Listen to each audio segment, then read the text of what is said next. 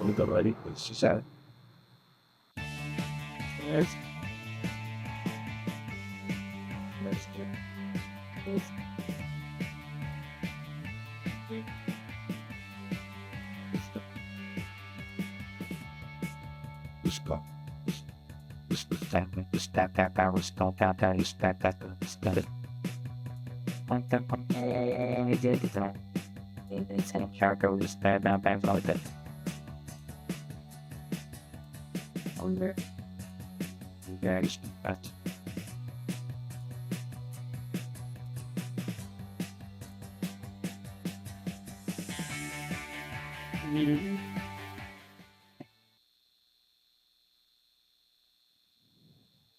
Good afternoon, everyone, and welcome to Kansas City, the site of today's KC Sports Select 30 Super NIT Finals. Today, two teams will qualify for the Elite World Series in Vieira, Florida. Alongside former Kansas Jayhawk Kevin Wheeler, I'm Chucky Kemp. Michelle Roberts will join us from the field in just a bit. It's Millard United Elite and the Columbia Warriors in our first of two semifinals games today at Kansas City, Kansas Community College. And Kevin, it's always a special day. These kids throughout the summer get this opportunity. You make it to the final day of a tournament. You have the chance to compete for a championship today.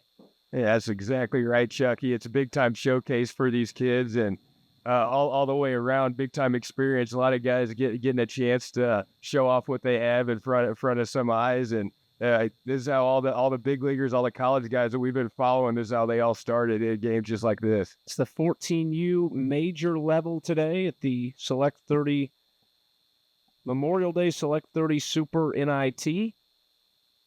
Already quickly a 2-1 count. On the mound for Millard United, on the mound for Columbia, the Columbia Warriors Hill, is Jackson King. He's got a 2-2 count right now to Ben Windell. All right, check it. One thing you already noticed about Jackson King, big kid. He's got a good arm and a little bit of run on that fastball, so look for another opportunity for a well-played baseball game. We've seen both these teams play low-scoring, well-played game already this weekend, and it takes a lot of getting ahead in counts and throwing strikes to keep your defense in check. All we've heard and seen so far is clean baseball. It's been quick games and clean baseball that's fouled away. Still a full count, nobody out. These two teams both played this morning. Yep. Millard United beat the Nebraska Bison 9-5. And on the other side, Columbia beat the Premier OKC Athletics 5-0. Both those games 8 a.m. games. And a walk to start things off as Ben Windell heads to first base. What a nice leadoff at bat for Ben Windell. Saw a lot of pitches, saw about every pitch that Jackson is going to bring him, and nice full count walk, way to start the game. Real competitive at bat. Andrew Reese, who will be opposite Jackson King on the mound to start things off today, takes ball one inside. Cole Geezer on deck for Millard United. They're led by Trevor Barton, 4-1 this weekend.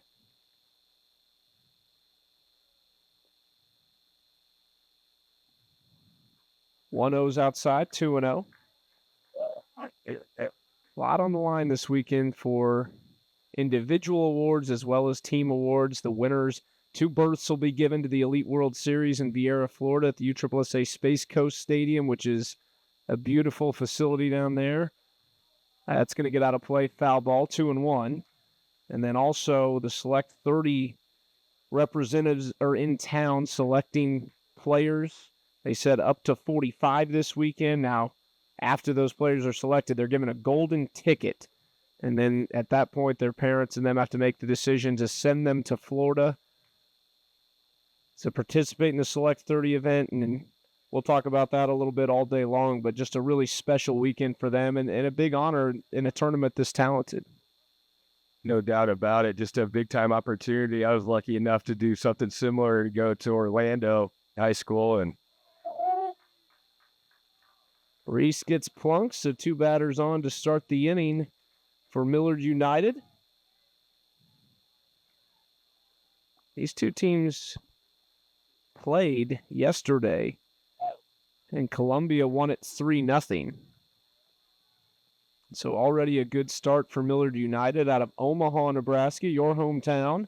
That's right. A lot of good baseball out of Omaha. Every kid in Omaha grows up watching the College World Series and dreamed to someday play college baseball. So a lot of very good teams coming out of Omaha every year. And Millard United, one of the best. They've won the state tournament previous 3 years, and really a team to watch here in this tournament as well. And always teams coming from Omaha, they're tough and know how to play the game.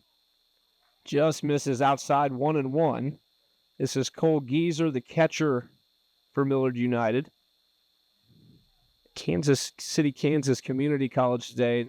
Quite the facility of their own here. The turf field, real grass in the outfield, but this is a beautiful facility just behind us. You got a soccer field that's all turf, a beautiful track around it. A little warm today, but a great Memorial Day to play some baseball. Yeah, that surface has got to be hot. It's toasty up here, and it's probably another 10 degrees on top of that turf.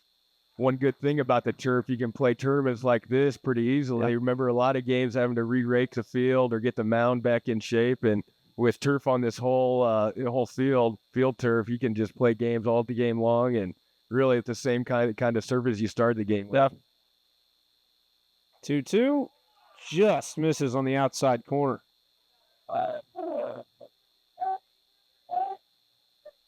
That's a nice location right there with 2 strikes. Try to get the good hitter to roll over a ground ball or big strikeout. Really nice 2-strike, good pitcher's pitch. That misses outside. 3 straight to start the inning for Millard United. Bases loaded, nobody out for the cleanup. Ashton Georges. A little bit different than yesterday as we talked to one of their assistant coaches, Justin Povich, and said they just couldn't get the timely hit. Had a couple opportunities here and there, couldn't get the timely hit, but got to be settled in right now. Nobody out and bases loaded. You got to feel pretty good. Yeah, I think really good chance to go to the mound for Coach Danny Hill, former pitcher at Missouri. Just making sure you're getting a guy in there that's going to be around the strike zone and make you compete. Those games we've seen well played, a lot of strikes being thrown. So I make a quick switch here, and in from right field, I believe is where our new pitcher is going to come from.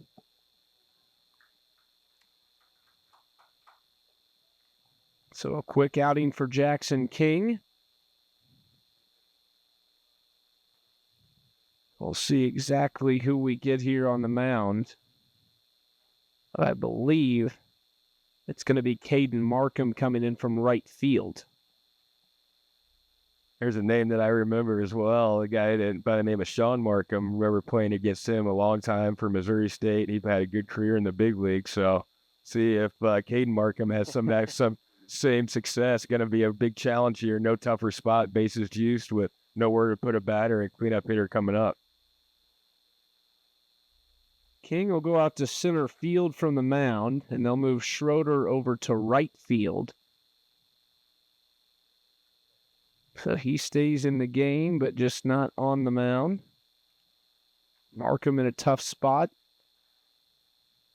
A bit of a different mentality coming in, right? And obviously these kids, not just relievers, not just starters, but what's the mindset coming into a situation like this? It's as tough as you get, and you see Markham deciding to go from the windup. Some guys will go from the stretch here in this situation, but I think more importantly, however you can get the ball over the plate, the number one quality for any reliever is ability to throw strikes and pound the strike zone. So best way that you feel you can do that, whether the windup or stretch, really get after it. And it looked like a little bit with King today, just missing up, not finishing off the pitches. We'll see if Markham can change that a little bit, get down in the strike zone, and anything hit on the ground, chance for a double play ball. So that'd be the optimal opportunity here for Markham.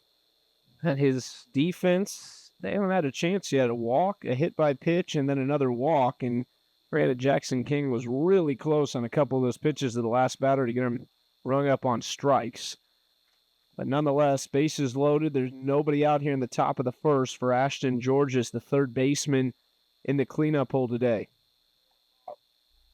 It's a big field, too. We've seen a couple, not many, but we've seen a couple in the game before this get beyond the outfield, and That grass is cut pretty short. If you let it get behind you, it's can roll a while.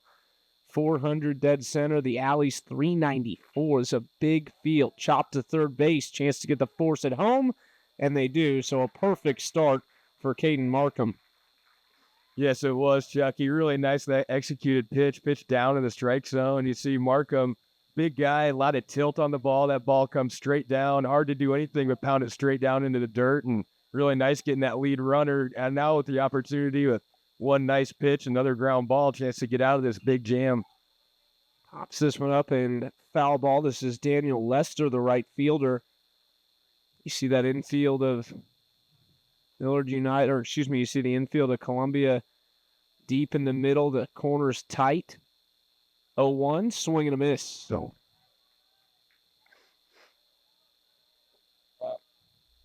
Caden Markin came in, throwing the ball well, and liked the way he was finishing the pitches, really finishing low. And sticks his bat out, sends it into right field. That brings in one run. They'll hold the second at third base. Nothing special there, just stuck it out and sent it into right field. You're exactly right. And you think about some A hacks with a 3-1 or 2-0 hack. That was no 0-2 type swing. Just get the ball in play however you can, even if it's a check swing, competitive at bat. And for Millard United, really nice job taking advantage. Not the best looking swing, but got the job done. And with 2 strikes, successful at bat. Ryan Bauer's turn. Second baseman looks at strike one on the outside corner. Still bases loaded and still a chance for Caden Markham to get out of this with limited damage. Popped up and out of play, 0-2.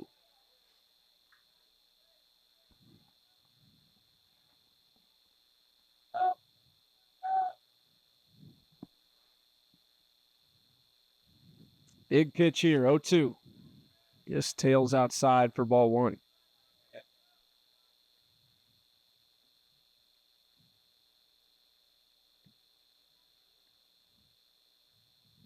Four. Another one just outside, evens the count at 2-2.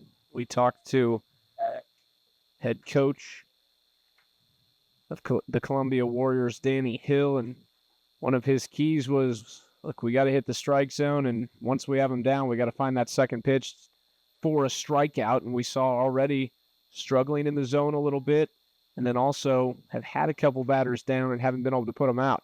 There it is right there on cue. Strikeout looking for out number 2. Yeah, good call right there. And right when needed most, came up with the best pitch of the game. Caden Markham looked like a little two-seam fastball that just started outside, came back over the plate. Really nice looking pitch and nice job executing a good location. James Dermody looks at ball one. Dermody in the 7 hole. Warren. Outside ball 2. Nowhere to put him here. Still bases loaded with 2 outs.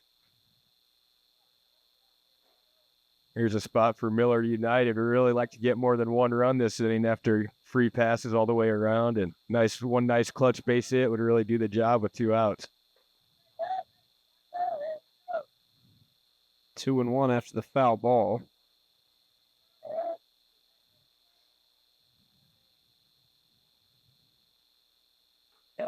Another one gets away from him outside. Big pitch coming up here, 3-1. There's a situation as a hitter, you want to box it up so you can get best fastball you can. Ooh, just misses off the outside corner. That walks a run in. 2-0 early on, top of the first. Nice patient at bat there from Derby. Could have expanded the strike zone, but took another nice walk and real competitive at bat so far from Millard. Already with 2 runs against this Columbia team, they failed to score in 7 innings previous game. Popped up on the infield, Wren over there at first base, and they do strand the bases loaded, but not before a couple come across. 2-0 after the top of the first. Columbia Warriors, they lead Millard United here on ESPN 3.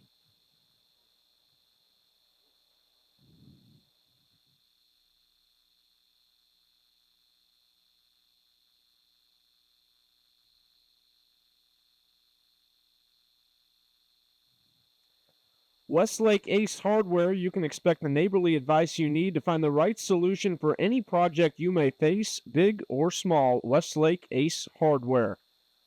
Back to the bottom of the first here at Kansas City, Kansas Community College, the 14 and under KC Sports Memorial Day Select 30 Super NIT, the semifinal number 1 of 2. We'll have 2 semifinals today, noon, 2:30. We already have our 2 teams for the other semifinal as well, as everybody played at 8 a.m. this morning, or 8 a.m., 10 a.m., and that will be the Iowa Cubs and Prodigy in our 2:30 game here at KCK, and then the winner of that will face the winner of this game at 5 o'clock in the championship. 2 berths going to be given to the Elite World Series in Vieira, Florida today, as well as tickets to the Select 30 event in Florida as well at the end of July to the players that the committee deems not just eligible but worthy of that honor to play against some of the best in the country. A little bit of a hole here for the Columbia Warriors. Down 2-0. Only 1 hit in the first inning for Millard.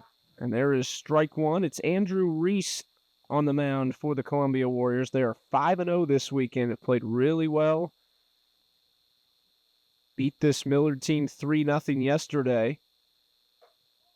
0-1 just upstairs. Connor Earlywine will lead things off at second base, one of a couple speedsters on this team. Yeah, we heard from Coach Hill how important that can be, especially from the left side of the plate up there. Able, just like that, lay down a fake bunt, maybe a drag bunt, using the short game to try to utilize that speed. And that's a skill that you can improve on, but really, really hard to have. And in baseball, you're looking for arm speed and foot speed. And Earlywine's a guy who can really run around the bases. Slaps this one down the left field line. Foul. 1-2 count.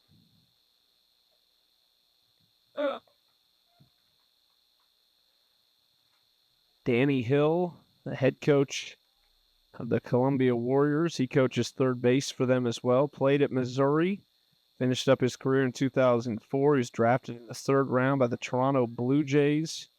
All Big 12 honorable mention that year. Around your time at Kansas.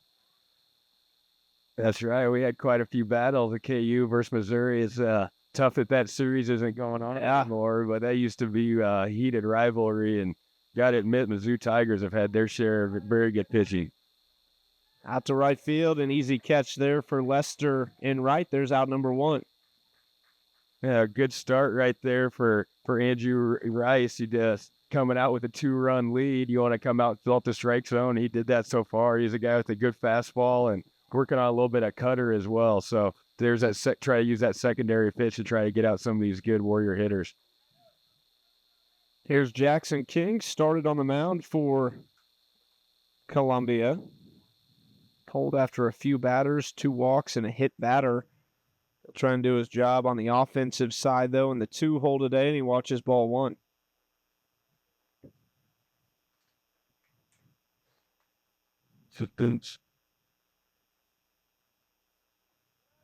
A good pitch in the lower part of the zone, evens the count at 1-1.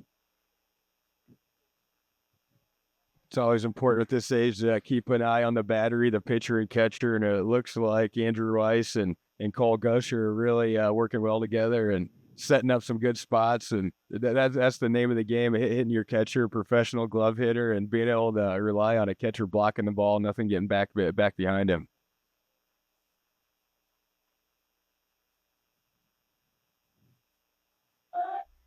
Three and 1 to King.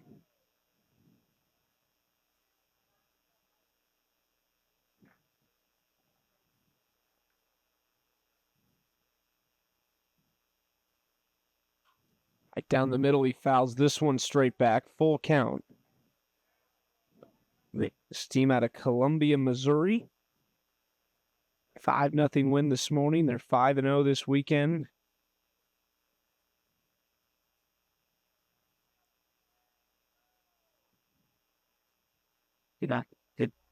Outside ball 4. So King, a 1-out base runner for Columbia. Here's the big first baseman, Tyler Wren.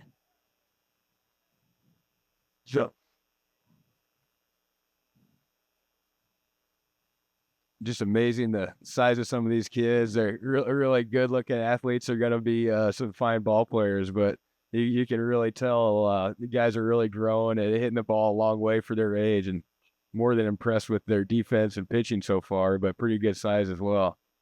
It's the 14 and under major division USSSA baseball.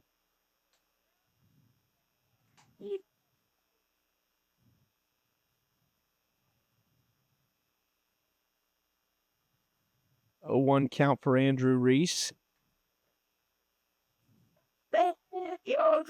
Just misses on the inside, 1-1. Some really good youth baseball and youth softball around this area. A lot of great tournaments. The KC Sports presenting this one, and one of very many they'll put on this summer. Some of the best talent, if you're looking for it in Kansas City, probably at one of these tournaments. This is crushed into center field. Windell comes in and makes the catch on the jog for out number 2.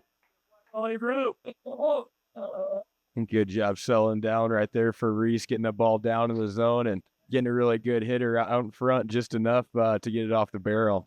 Good run out there from Windell as well. You see what that speed does out there in center field. It could take away a lot of base hits on a pretty big outfielder playing on here today. Raymond Schroeder, cleanup hitter. He'll play center field today. Well, they just moved him to right field after King got pulled. Sprays this one foul for strike 1.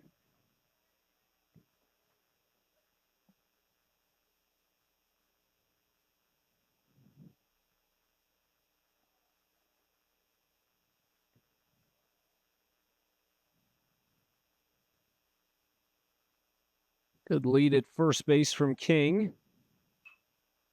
And another foul ball, so good start for Reese here ahead 0-2. Now.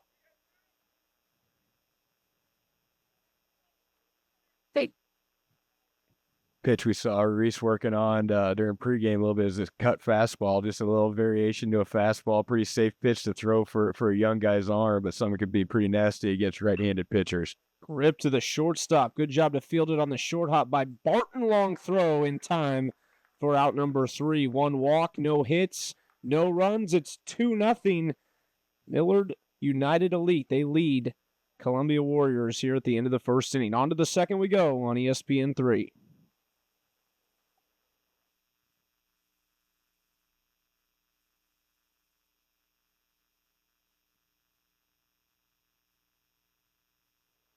Nine, 10, 1 to start off the top of the second here for Columbia. Down 2-0. Hayden Markham back on the hill.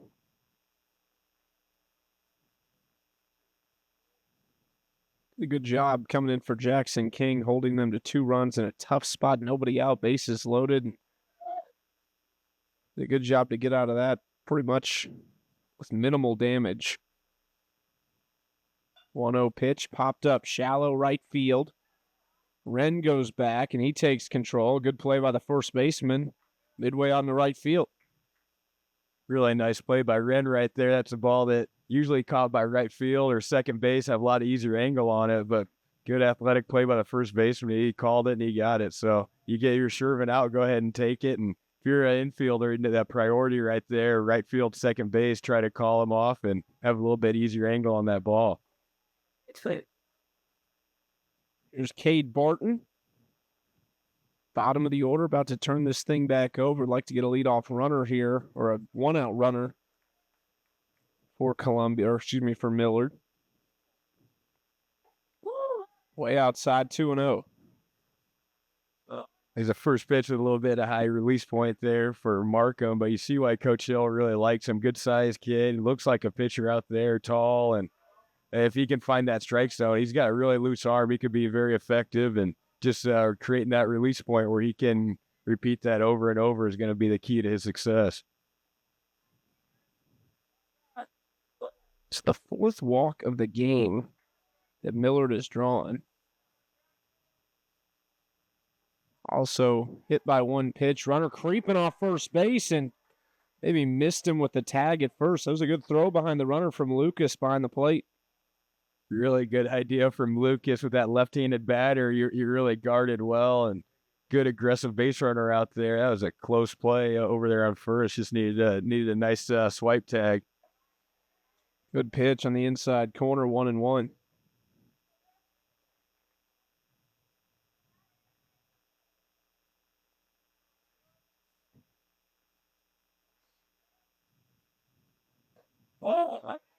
Check swing, didn't go around. 2-1. It's another thing that I've noticed the first couple games we've watched today. Plate discipline. I mean, these kids are got good eyes at the plate for this level. Well, not for this level, more for this age, but shows you why they are at this level. Absolutely right. That's the toughest thing to do. It sounds easy, but swinging at strikes and taking balls, it sounds like an easy thing to do, but one of the most difficult things to do in all of sports. So definitely for hitting, knowing your strike zone, having a good feel, and getting used to what the umpires call, and it can help you out. And it's a team sport in that regard. Each hitter can go back and tell him what he's been seeing from the previous guy and what kind of pitches are being called for a strike. Worked it all the way full. Now fouls one back.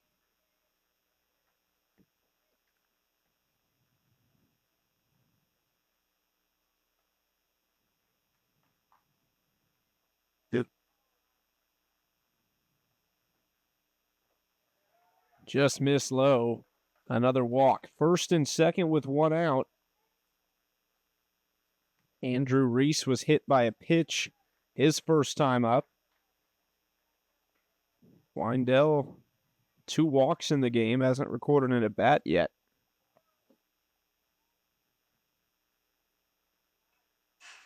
It goes after one just above the belt, fouls it straight back.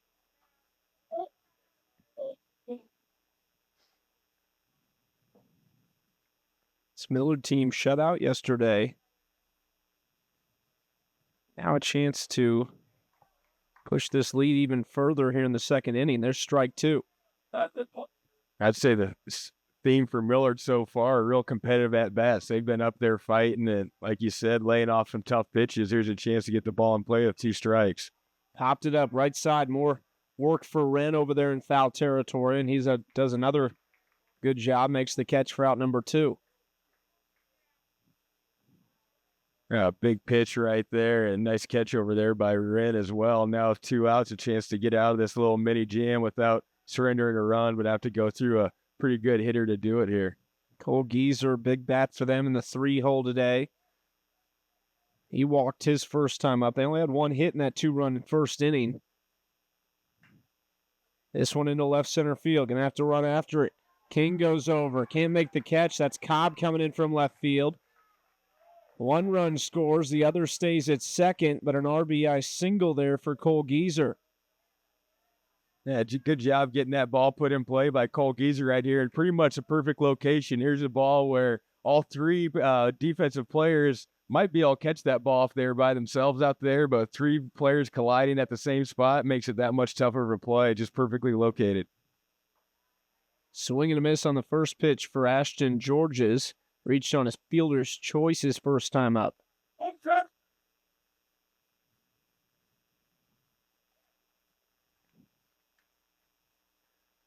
0-1, swing and a miss. Wait, not.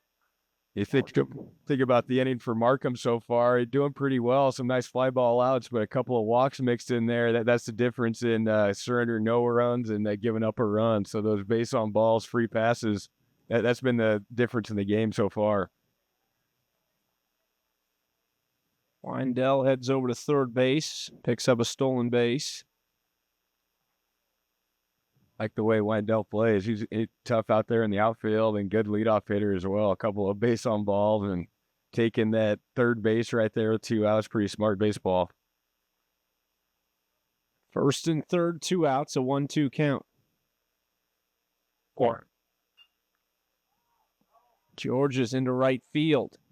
Under it is Schroeder, and he makes the catch.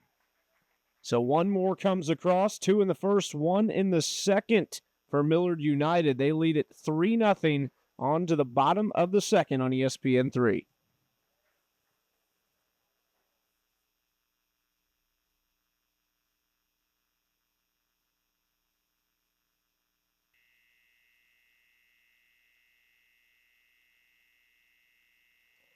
Millard United 3-0 over the Columbia Warriors right now, and already have switched the score around. Columbia won this game 3-0 yesterday. Millard comes out confident, and got to give them a lot of credit for being able to bounce back after a loss yesterday.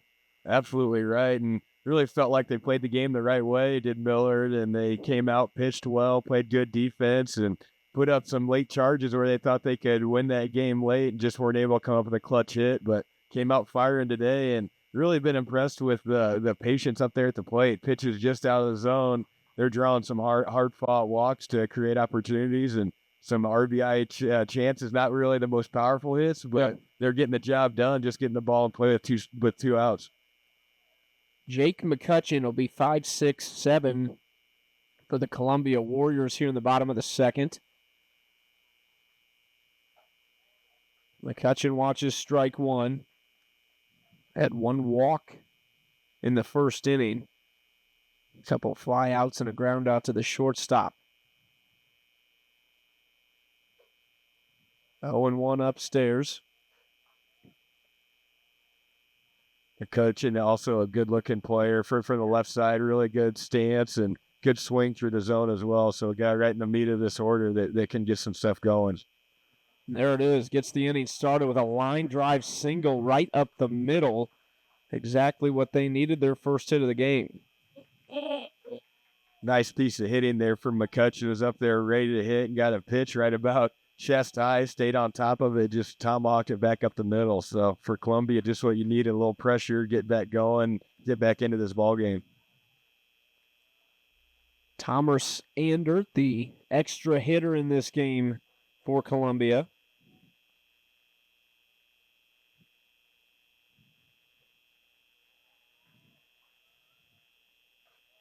Caden Markham on deck for them.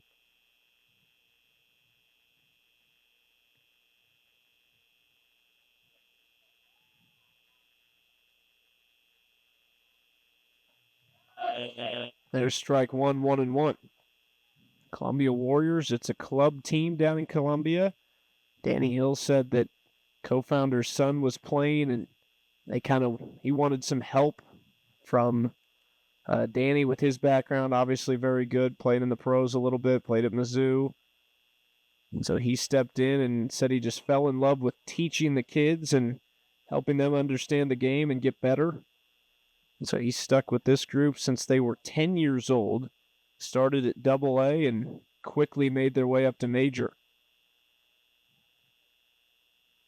1-2, nobody out.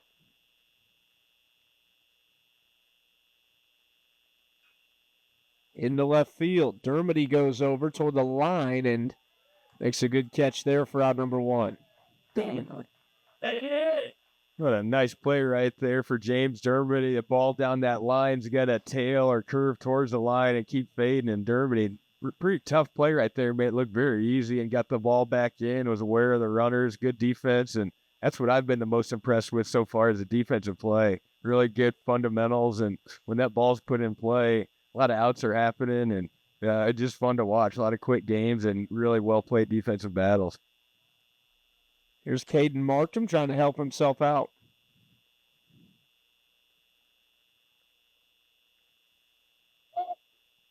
Shows bunt and pulls back for ball one. Started his day in right field, came into pitch. King originally went out to right, and then they moved Carson Cobb from left to right field last inning. So they're moving some people around here early on. Right back up the middle, a chance for two. Gonna have to be quick. High throw and pulls the pulls the first baseman off the bag. So he reaches on a fielder's choice, just couldn't turn it quick enough.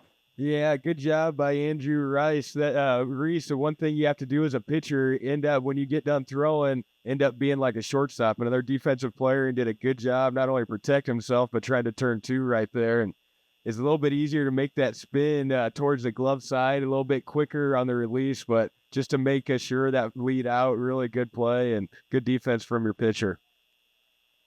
On to the third baseman, Woodrow Foster, his first plate appearance of the day.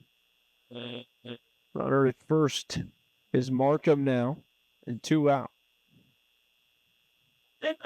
Off speed for strike one.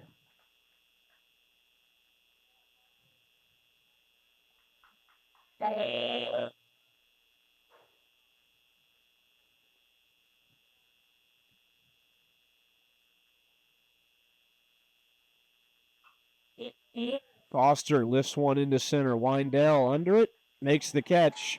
4 out number 3. Pretty clean inning there in the second as well for Andrew Reese. On to the third. It's still 3-0. Columbia trails Millard United Elite here on ESPN 3.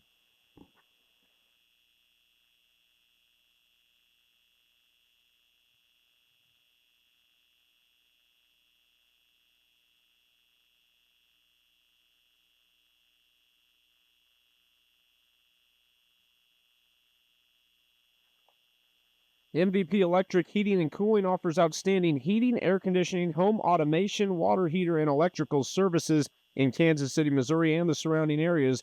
Give us a call today to schedule your service. 3-0 Millard United leads Columbia Warriors.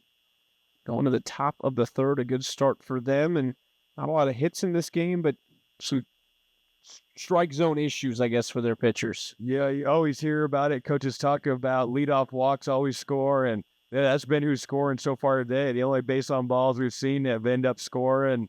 Really the key to this game for Columbia, get that ball back down in the strike zone and get back into the dugout and hit as quickly as you can. But for Millard United, really impressed with their knowledge of the strike zone and taking some pitches. We really having competitive at-bats, making it tough on this Columbia team that's really rolled through this tournament so far. Daniel Lester has 1 of 2 hits for Millard United. There's strike one. Heading the count 2-1.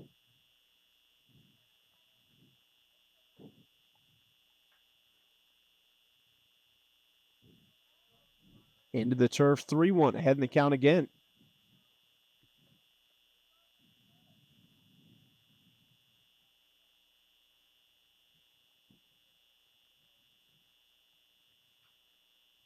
Spins this one down the first base line, and it'll stay foul, full count.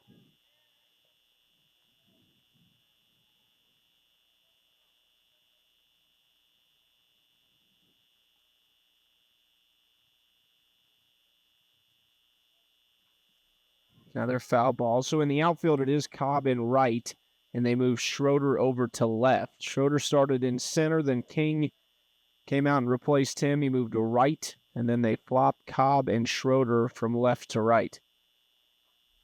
Inside, ball 4, another walk to start the inning.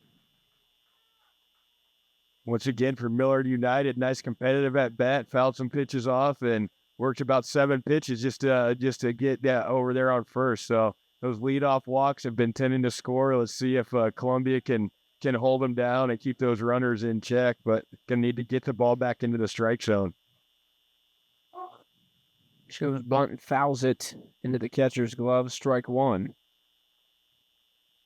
One thing I've noticed with Caden Markham, he's got a great arm. Really, ball comes out of his hand really nicely. He's got some movement on it. He throws a little two-seam fastball. Nothing's coming out straight, so it's tougher to control, but very tough to hit as well. So there's some good benefits with that. And when he gets the hang of that next year or two, he's going to be something else. But just a ball that has a little movement on it, a little bit tougher to control. When did you start to feel really comfortable as a pitcher?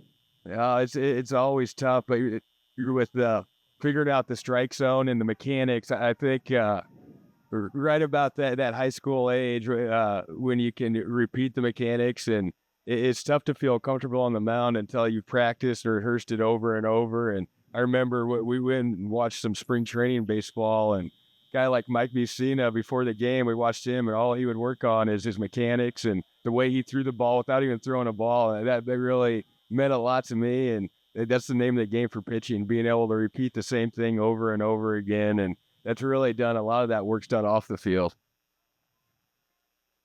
These kids heading toward that high school level in the next couple of years, 14 and under right now, is another foul ball, still 1-2.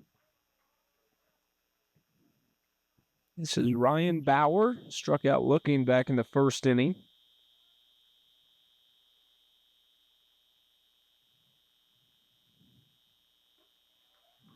Easy one to lay off there. Evens the count at 2-2.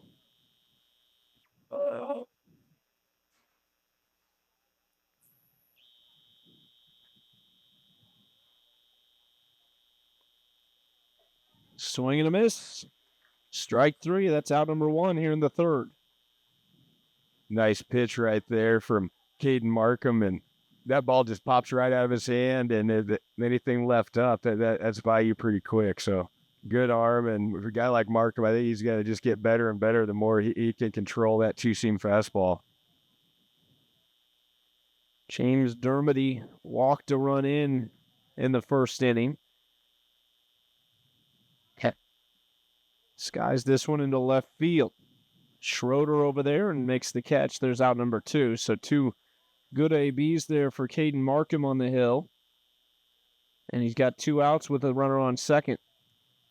But, Chucky, that was a good question about when you start feeling comfortable as a pitcher. And I think for me, developing a changeup, getting another pitch you can throw from a fastball and a pickoff move, trying to use your defense and not really just try to throw by everybody, but turn it in from a thrower to a pitcher. So different little aspects of the game you feel more confident in, and that can really just help you out becoming a complete pitcher. Danny Hill was talking about that. They trying to get that second pitch for that strikeout. There's 1-1 on the inside corner to Nicholas Chenez. And you think about hitting, and it's all about timing. And the more that you can disrupt a hitter's timing, the less it looks like he's just hitting off a tee up there, the better chance you're going to have. And there's some safe pitches for guys these age to throw. And changeup is one of them. It goes right along with that fastball, and if thrown right, it can be very effective all the way up to the major league level. This hit pretty good in the left field. Back goes Schroeder over his shoulder, makes a good catch in left for out number three. So they strand one on the base paths, and still 3-0. Millard United leads it as we head to the bottom of the third. So we're through almost a full 3 innings. Still not a lot of hits, just trying to control the strike zone right now. Millard United leads the Columbia Warriors 3-0 here on ESPN 3. We'll get our first visit from Michelle Roberts down on the field with Coach. Michelle? I'm joined by Coach Zach of Millard United Elite. You played this team yesterday and you guys fell 3-0. What has been the difference so far this game? No, yesterday they played a good game and they're pitching through a lot of strikes, and ours did as well. Our hits just weren't falling yesterday, and right now we've come up with a couple big hits and had a lot of base runners. Our pitcher's done a nice job so far. Oh yeah, Andrew Reese on the mound is doing pretty well, like you said. What would you like to continue to see from him? I'd like to continue to see him pounding the zone, mixing speeds, mixing sides of the plate. I think he's doing a nice job right now. How do you think playing in this tournament so far has prepared your team for the future for the rest of the season ahead? There's tons of good teams down here. I mean, all of our pool play games, all those teams are really good. And with the depth of this tournament, with playing 4 pool play games and then trying to advance to Monday, it's a lot of baseball in a few days, and it prepares you for the rest of the season. What would it mean for your team to end up qualifying for the Elite World Series? It would be big for us. I mean, there's a lot of good teams down there. That's the goal for every team that's playing this weekend. All right, thank you, Coach. Good luck. Thank you. Back to you, Chucky. Thanks, Michelle. And that is the goal this weekend. 2 teams will qualify for the Elite World Series in Florida. And you see so many great teams here, and then opportunities like that when you get to travel. These 2 teams both a little bit away from home, still around this area, Omaha and Columbia. But you see these teams trying to travel to see different teams, see different talent, and I mean, that's the goal, isn't it? Try to play against the best. And that's right. If you want to be the best, you got to play against the best. And this is one chance to do it right here. Seeing teams from all over the country, all over the Midwest, and some of the most refined ball players you're going to see. The guys that are playing the game the right way, playing hard, and really fundamentally sound. Defense has been fantastic, and really liked what Coach Barton said about, just coming back. You lose a game. That's part of baseball. Is you do everything the right way. You guys pitched right. Might not have had the success, but come back the next day and continue to fight. You love to see that, and this team has responded here so far. Up and in, 2-0. It's Carson Cobb, the now right fielder, leading the third inning off, his first plate appearance. 9-10-1 here for the Columbia Warriors in the bottom of the third.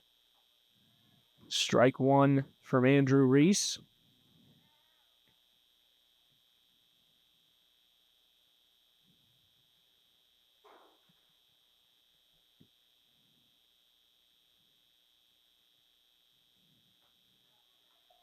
Gets the outside corner and evens the count at 2-2.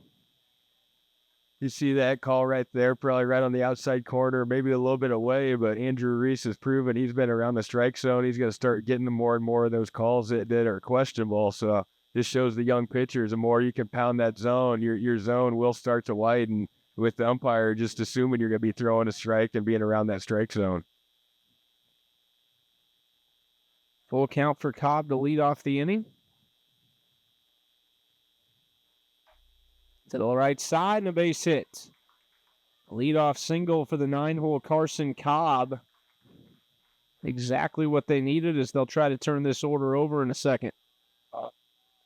Nice piece of hitting from Carson Cobb. Got jammed just a little bit, but was able to get the hands through and able to muscle it through to the outfield. Nice job getting on as a leadoff man and see if you can cause a little havoc out there on the base pass. Always with runners on base, it divides a pitcher's attention between the home plate and the base runners.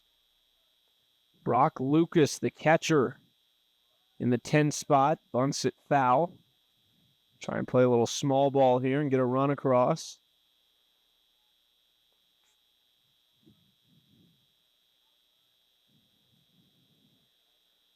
The leadoff hitter, Connor Earlywine's on deck.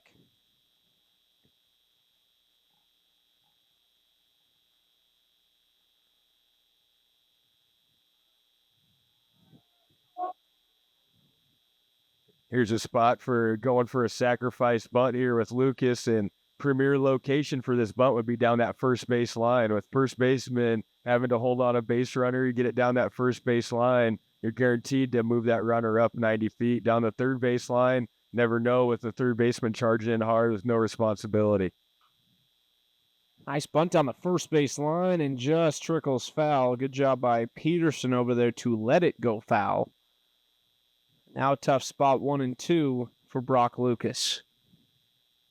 Really nice bunt right there at 1 inch from being just perfectly executed. But now with 2 strikes, see if Coach Hill takes off that bunt sign. So hard to get the ball put into play with 2 strikes.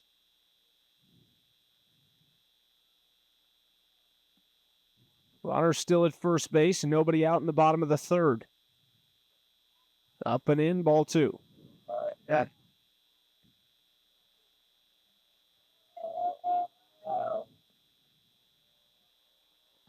Starting to get a little cloud cover here in Kansas City, which will help a little bit as it has been hot the last couple days.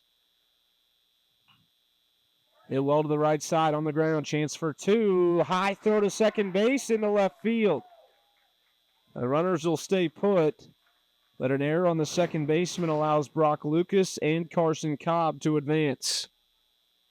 Good hustle out there from Columbia, and wow, really good hustle getting in there second base, applying that speed equals pressure, and just a little bit too much pressure right there. Right there in that situation, you want to really make sure of 1 out, no matter at first, at second. When in doubt, try to get it out, and that speed, you can see how it really fits on defenders with making a little bit too quick of moves towards a base. Becomes a very important inning now for Columbia. Back to the top of this order. Nobody out, first and second. Outside ball 1. You've got a little bit of speed on second base with Cobb.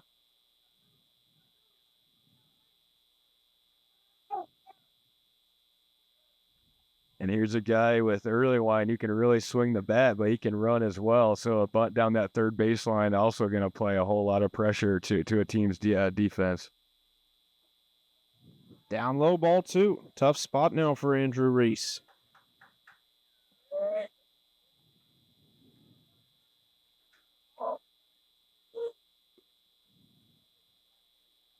Jackson King's on deck. Reese flied out to right field his first time up. King walked back in the first inning. 3-0. Well, let's see if Earlywine takes at least 1 strike here. Yeah, you'd like to see Earlywine at least take 1, maybe even 2, get right on time with it, force a pitcher who's starting to struggle a little bit to get back into the zone.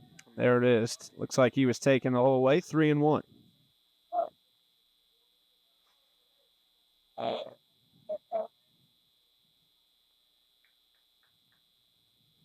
Good lead at second for Cobb. 3-1, right down the middle to the right side. Good play at first, foul ball.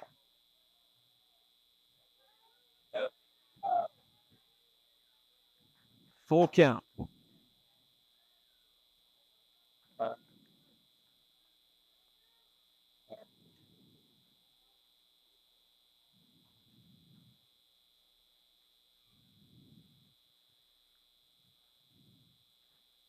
Reese fires to the right side through the hole. One run's going to come around third base. A little trouble in right field for Lester, and the run scores easily. First and second, nobody out, an RBI single for Connor Earlywine. What a good at-bat there for Connor Earlywine. Got on top of a high fastball once again and drove in that key run. And Columbia now on the board, putting a whole lot of pressure on Millard here this inning with a little bit of small ball, a little bit of speed. That was a really nice inning. Quick visit here from Trevor Barton.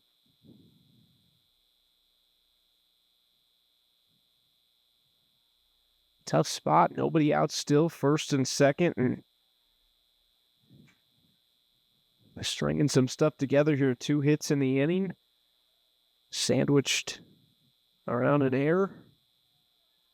That meeting there from Coach Barton looked like more just to get the defense back into it, get their minds right. Not so much for Andrew Reese, who's doing a pretty good job pounding the strike zone, and he's still competing out there, but getting the defense back in a good frame of mind, try to flush what's gone on so far this inning, get back in the dugout however they can. Jackson King trying to help the cause. And King gets under one to left center field. Over goes Windell. He's been a vacuum in center field so far and relays it in quickly. And finally, an out for them in this inning. Nice pitch, nice play once again. And that's some good play out there in center field. Definitely with this big outfield, it's a tough position to play. And already really nice plays out there, really aggressive out there in center field for both these squads. Tyler Wren flied out to center back in the first inning. A tying run on first in the form of Connor Earlywine. Upstairs, ball 1 from Reese.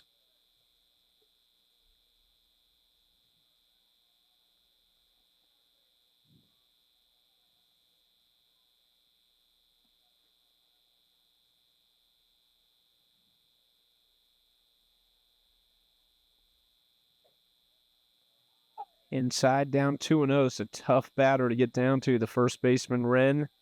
He's got some power. Seems athletic ability as well at first base, making a couple good catches into the outfield at times.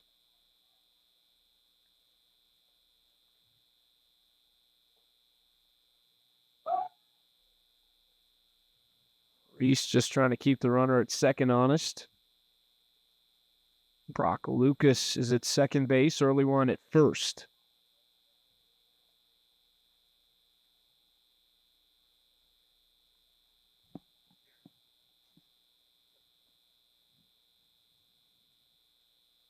Two and 0. Into the turf, 3-0.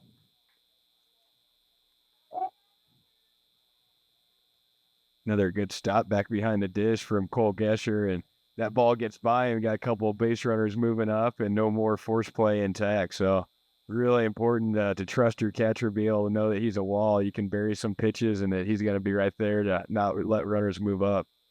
That went into the turf as well, and he's trying to find it, but that walks the bases loaded, and with one out, a chance to cut into it, not take the lead for Columbia.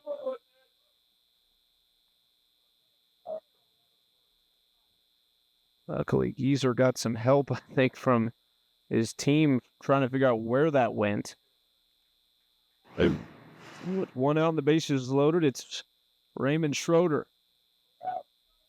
And if your Coach Hill is really who you want coming up right now, and Schroeder and McCutcheon, both guys pretty physical with the bat and guys who can swing it really well with guys in scoring position. Into right field, this is going to get down. One run comes in to score. The second coming around from third. The throw home going to be close. Not in time. Early one speed brings them around from second. We're tied at 3. There's that speed Coach Hill was talking about from early line, able to really clutch up and big time hustle there to home plate. Really nice effort from early wine, making it home. And for Schroeder, good piece of hitting. You got to pitch low and away, driving the ball that way, that side. The only place you can hit that ball hard. And as a guy coming. 2 RBI single there. He advances on the throw to second base. So good base running from Schroeder as well. Now Jake McCutcheon a chance to take the lead.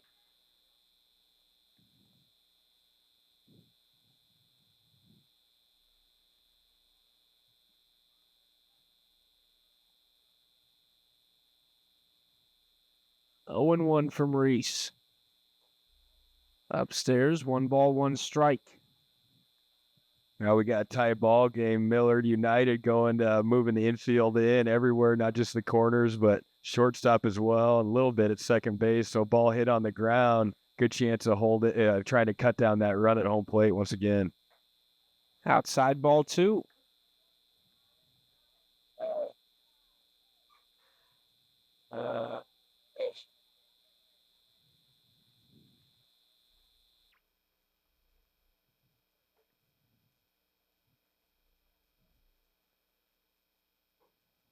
A little bit of trouble for Reese here in the bottom of the third, working behind in the count more often than not. Yeah, and that's a recipe for disaster right there. Working ahead opens up so much more, and looks like for Reese, just mixing a little bit up. McCutcheon earns it the hard way, 3 and 1, and he gets plunked. So bases loaded again, still just 1 out. There's another one, just a little bit held on to that release point a little bit too much, and seeing just a little difference in Andrew Reese so far in this inning, not being able to finish the pitches quite as well, and not getting the ball quite down in the zone right where you want it. That's going to do it for Andrew Reese. Makes it through 2 1/3. And the new pitcher for Millard United, it's going to be Nicholas Chinez. Is the extra hitter in this game, but he'll come in to pitch for Andrew Reese. That's a good spot to put your extra hitter, a guy you're going to bring in out of the bullpen, because you get a chance to warm him up in between innings. He's not stuck out there in the field where he can't get loose, but you get into a jam, you got an extra hitter there on the bench that's already in the lineup, but a guy that can help you on the mound as well and be able to get warmed up properly. Chinez into a tough spot, similar to how Caden Markham had to come on for Millard United.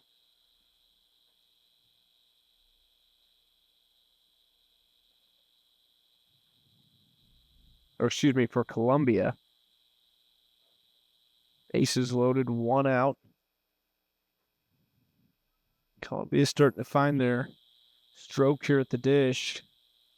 A little bit of patience, but also a couple hits, 3 hits now in this inning after just 1 in the first 2. See if Chinez can either get something up the middle for a double play or something hard to a corner and get the force out. 3 runs already across here in the 3rd inning. 1 more semifinal today. That's at 2:30, the Iowa Cubs and Prodigy. And we'll have our championship game at 5 o'clock, all 3 here at KCK, Kansas City, Kansas Community College.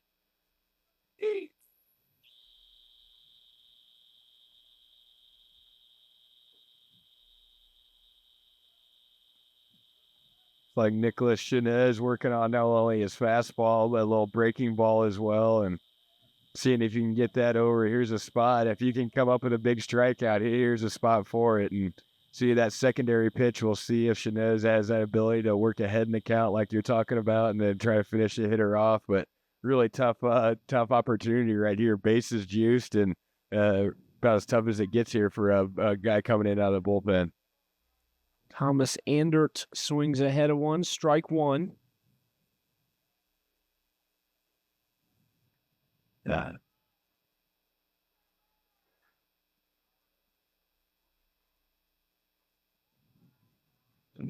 1-1 count.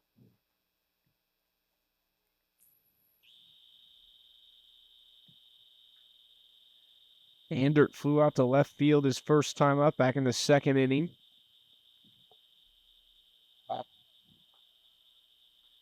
Inside ball 2.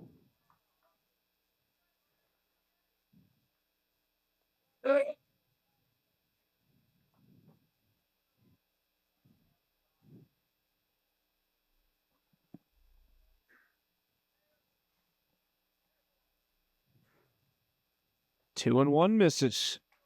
After he started off 0-1, 3 straight balls, and now a huge pitch coming to Andert.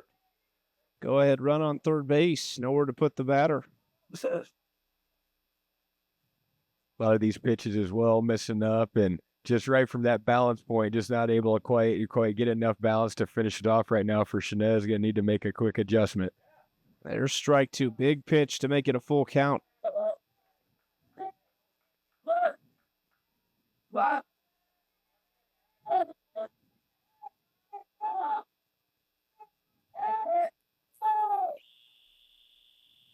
Here's the 3-2. Popped up down the left side. And caught in foul territory. Great play by the third baseman, Georges, right at the fence. And out number 2, a big one. Wow, you talk about a plus defensive play. That's it right there from Georges, and that's not an easy play going back on the ball. Toughest thing you can do, and also dealing with that wall, dealing with the sun, a little bit of wind, everything, and what a nice place helping out your pitcher right there who's in a real big jam. So nice defensive play once again, finding the wall and making a play. Caden Markham going to try to help himself here with 2 outs. Watches ball 1.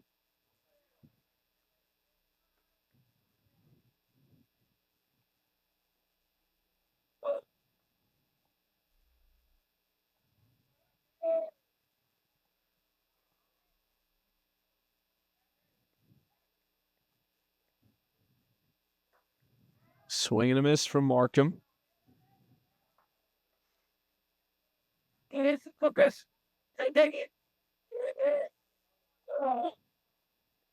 Woodrow Foster's on deck, and then it's back to Carson Cobb, who started the inning.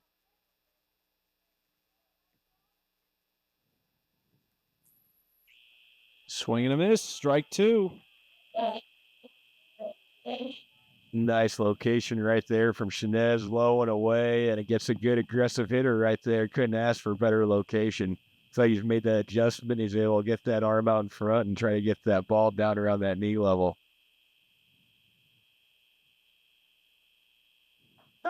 Shanez got him swinging. Comes in, sits 2 down, and strands the bases loaded. 3 come across, but Nicholas Shanez keeps it tied at 3. On to the 4th inning we go in Kansas City on ESPN 3.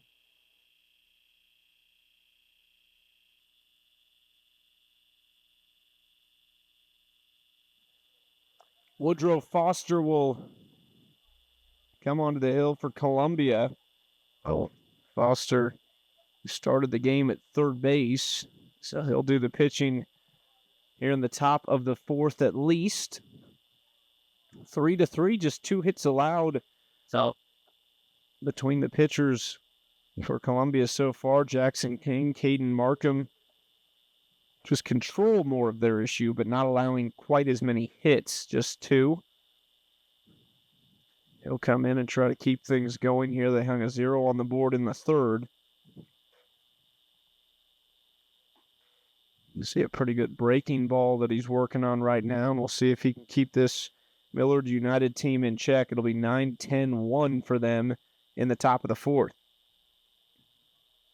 Yeah, you're looking at Woodrow Foster just get warmed up. Looks like a guy that's going to be working fast and been working on that breaking ball. Looks a lot like a cut fastball, just something that looks like a fastball coming in there to a hitter. but just enough to get off the barrel and not quite let good hitters get right on time. So be a good spot here for Foster now with team able to get back tied for the lead, try to keep them right there and see what they can do to get back into the dugout.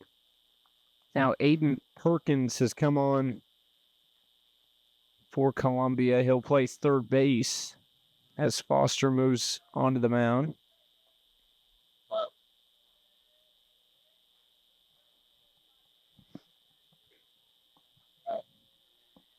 Caden Peterson, Cade Barton, and Ben Windell due up in this inning.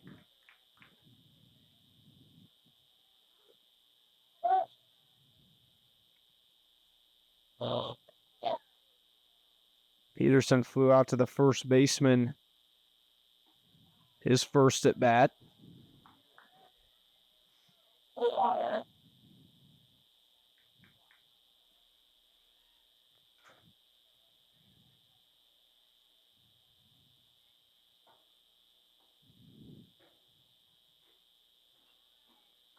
Fouls it straight back, 1-2.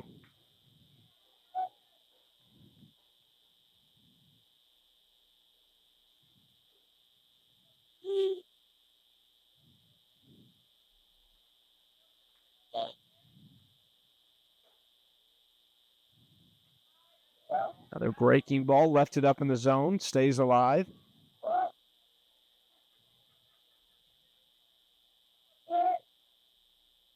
I like the way that Woodrow Foster takes him out, though. He looks like a competitor out there ready to pitch, and he's up there ready to go. There's a couple different pitches he can get over for a strike. Good battle here from Caden Peterson. Regardless, now Cade Barton at least going to have something to look at here in the on-deck circle. Absolutely right. That's part of the game. You see a new pitcher and see how many pitches he has, and now the rest of the team, a good chance to know what he's got just from a good competitive at-bat here from Peterson. Great breaking ball there from Foster to get Peterson looking, out number one. Take a look at that breaking ball right there. That starts right at the left shoulder of Peterson, a good-looking hitter, and just drops off the table right down into the strike zone. So nice deception right there. Couldn't ask for a better location down below the knees. Hey. Now the lefty Cade Barton with one out, nobody on.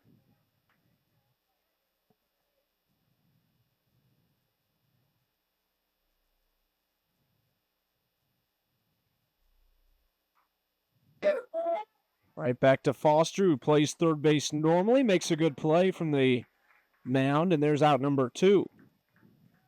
Woodrow Foster, really nice job. Nice pitch getting in on a good hitter, but also jumping off the mound like a cat right there. A lot of times you can be off balance after a pitch, but Woodrow really did a good job hopping off and taking a way out. That could have easily been an infield single, almost like a drag bunt right there from a lefty bat, and that defense just great for a pitcher helping himself out.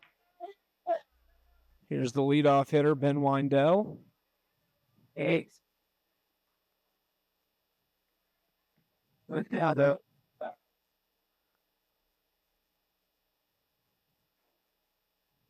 0-1, line down the left field line and about less than 6 inches foul, or that would have been extra bases.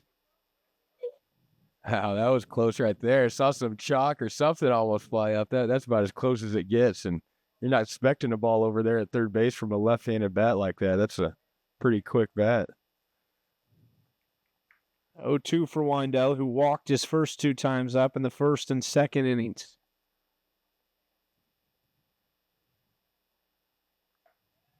Breaking ball outside. We've seen a lot of breaking balls from Foster. Even on the warm-up pitches, majority were breaking balls.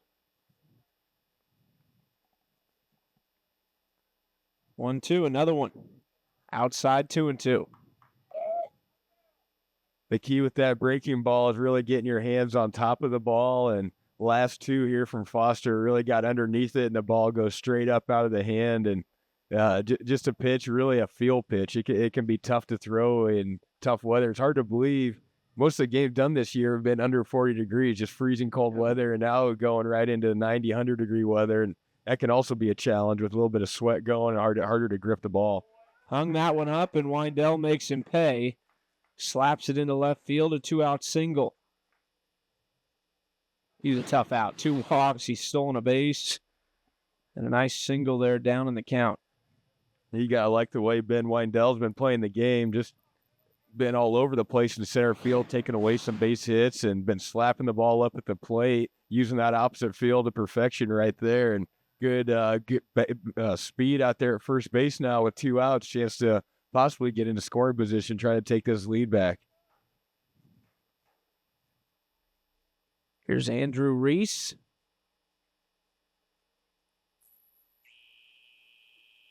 Watches a fastball downstairs for ball 1. Now you've got some speed at first with Windell. One other thing to keep in mind, Chucky, with that, a lot of the breaking balls, it's a little bit easier to steal, take a bag on a pitch like that than it is just a fastball. It gives your catcher a little bit more time with a fastball than it does with a breaking ball. Reese caught a little off guard there with that one, a little flat-footed in the box, 1-1. At what point do you start sitting on that pitch? I know your ideal pitch isn't a breaking ball to go up there and hit, but what point do you start sitting on that? Usually you look at fastballs, a hitter. You want to get right on time with that fastball, and I really didn't start thinking off speed until about 2 strikes. With 2 strikes, then a chance to cut it down, but you might only get one good pitch to hit that whole at-bat, and you want to be right on time with that good fastball and really make a guy spin over 2 nice breakers if he wants to beat you. 2-1 count now. He missed low with that last breaker.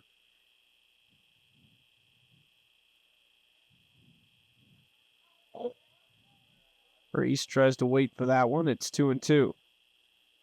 Well, you see the confidence of that pitch in Foster behind in the count, 2-1, still going to that, and it looks like a pitch he feels comfortable throwing for a strike. So that's important with secondary pitches. You gotta like throwing them in typical fastball counts, so we're way more effective in those type of situations. 2-2, fastball, and a little hit and run works to perfection. Windell around second. He'll be into third base easily. Good throw over there, but not in time. And with 2 outs, they've got a little rally going here. First and third with 2 down. Really good baseball all the way around right here. Went with the fastball low and away. Great location, but couldn't hit the ball any better. The opposite field right there. You see the arm of Markham showing it off from right field, but they perfectly executed hit and run. And Windell, you see with the stolen base right there, able to pull off first to third. Nice little rally I have going for Miller United. Chance to clutch up here with 2 outs. Cole Geezer, what better place to be right now? The 3-hole. Geezer's walked. He's got an RBI single already, and there's a breaking ball for strike 1. But that's a good question. I wanted to start looking for the breaking ball. It's probably that second time through the order. If you don't go up there looking for it, but if he's throwing it and starting with it second time through, maybe a little bit more aggressive with that pitch. But I like the mentality. Kind of wait for your pitch and wait for that fastball. When you get it, try to take advantage of it. And Miller United right now didn't get a very good location, but got that fastball, able to take advantage.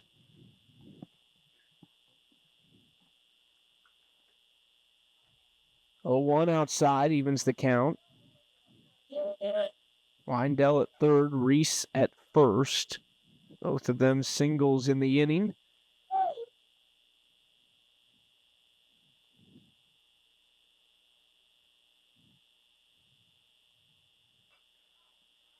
On it, but just under it, 1-2.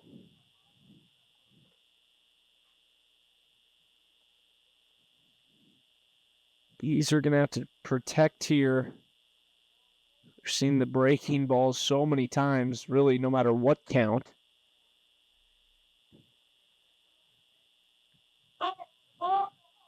Runner goes off second. They're going to play a little game here with Foster. Foster running at him. Runner's going to go home. Throw is a little high and safe around the tag. What a play. That is risky, and it works to perfection. Let's see that.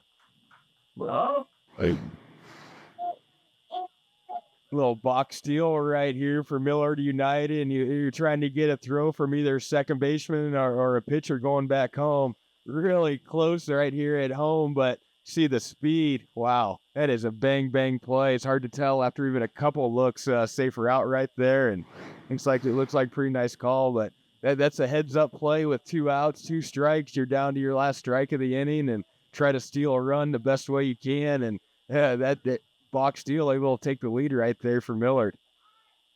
Off speed almost runs in and gets Geezer. The count's 2-2 now. Wow. Great slide by Windell to get around that tag because the throw was a little high, but it was so far ahead of him, you thought for sure they'd have him. Great slide, and it's 4-3. Another foul ball, little battle here. You can sense some energy from that first base dugout now. Notice a couple of things already just with the ability to tag. You see guys with that swipe tag, it looks great, but not really, it doesn't look that great to an umpire. Really just putting the glove down looks a lot more sell. Diving play at third base, going to be a long throw in the turf. He digs it, but it's beat out by Geezer, an infield single. They keep this 2-out rally going. Another first and third opportunity with 2 outs. That's just good. Also right there, just keeping that ball on the infield definitely saved the run. Chance to get an out right there. Missed it just by a step or two, but big time effort over there at the hot corner to save a run. Quick word here from Danny Hill. Looks like Foster will stay in there. It's a good play at third by Aiden Perkins, but just not in time. Still saves the run and chance to get out of it with just 1 run across with 2 outs. Still thinking about that delay steal, that box steal. What a call at that situation. It couldn't have worked out any better. That's some kind of way to take the lead back right there. It almost looks like you're giving away an out, giving away an inning, and end up stealing a run right there. And that's why it's called the box steal. A lot of times pitchers will kind of get flustered. They see a guy off that much, and everybody's yelling to step off, and you're trying to really get a balk initially, and it end up working out for the best for Millard. There's strike 1 to Ashton Georges. Reached on a fielder's choice in the first, flew out to right field in the second. So he's 0 for 2. Down 0-1 though. This is his first chance against Foster. Up high, ball 1. Get that. Has to be some good communication to be able to pull something like that off from third base to first base. Coach probably, and then also if that's a set play, you got to be really heads up to be able to execute it. 2-1. And I think you had, for Millard, your perfect situation. He had guys like Windell and Reese out there on the base pass. They can really run, good athletes, and guys that are going to make it a challenge to getting out. So about the best situation you can have with the kind of athletes on the corners right there. Pops this one out of play. 2-2 count.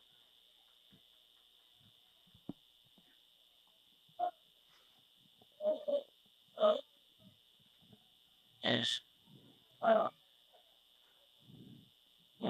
Yeah. What the? What? Yeah. Just misses full count.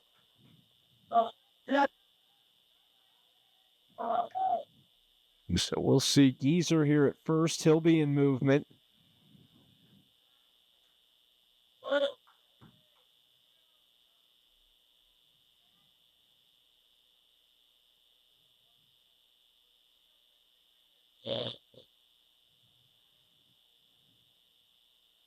Big chance for an insurance run here.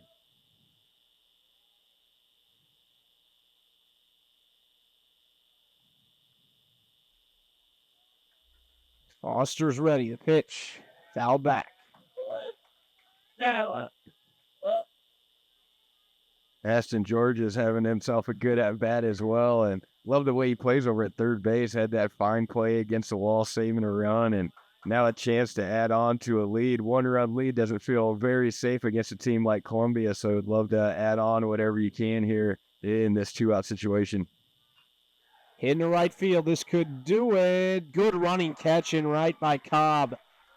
That's out number 3. They strand a pair. They get the one on the double steal to second and home. It is 4-3 on to the bottom of the 4th here in Kansas City on ESPN 3.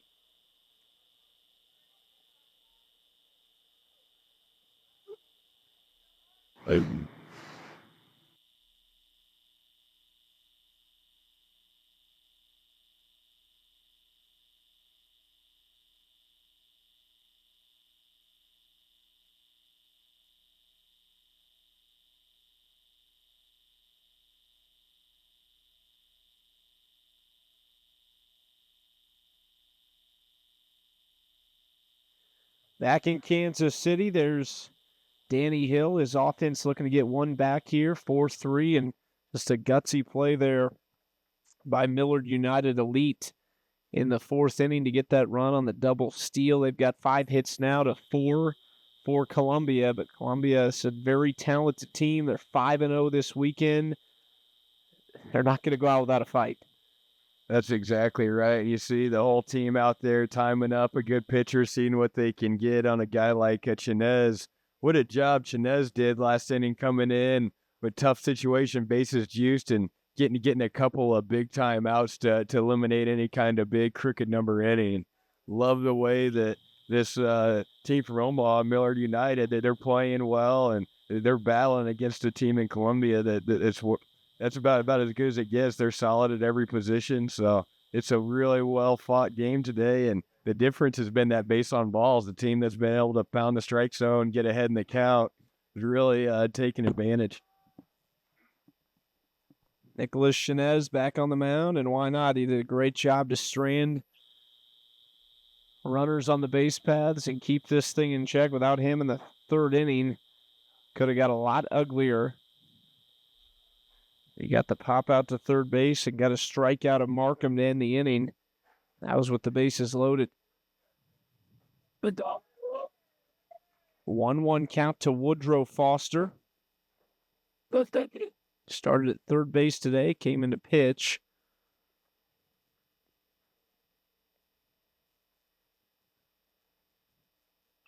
Foster rips it right back up the middle. A leadoff single here in the bottom of the 4th. Woodrow Foster coming through. Saw him on the mound, the ability to spin over that breaking ball, but nice looking swing right there, right back up the middle, and getting something going here from Columbia. We knew they'd go down fighting, and Woodrow Foster doing just that. Line drive approach, couldn't do it any better. Love the way that Nicholas Chinez throws the ball. He goes from the stretch all the time, no matter nobody on or guys on base, but he really stays closed and makes it a challenge for all these right-handed hitters. Here's Aiden Perkins. Perkins playing third base now that Foster's on the mound. His first at bat of the day here.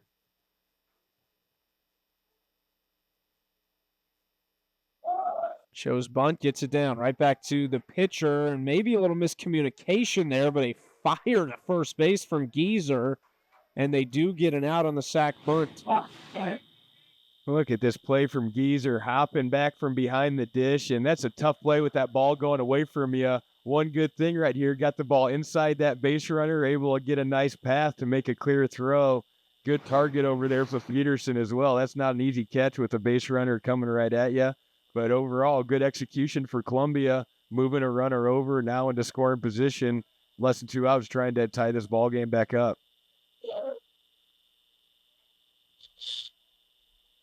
One out, runner on second base.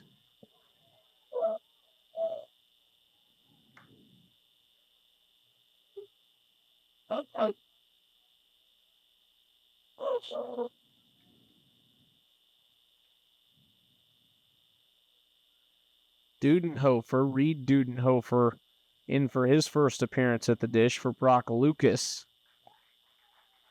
And a balk there on Chinez, so the runner moves up to third. We got the balk call from back behind a home plate umpire, and looks like Chinez just not quite coming set, not getting a hitter or base runner opportunity to get a proper lead or set. So that's one thing for a pitcher with guys on base, making sure coming to that pause and tried to change up your delivery or not the same every time to home plate.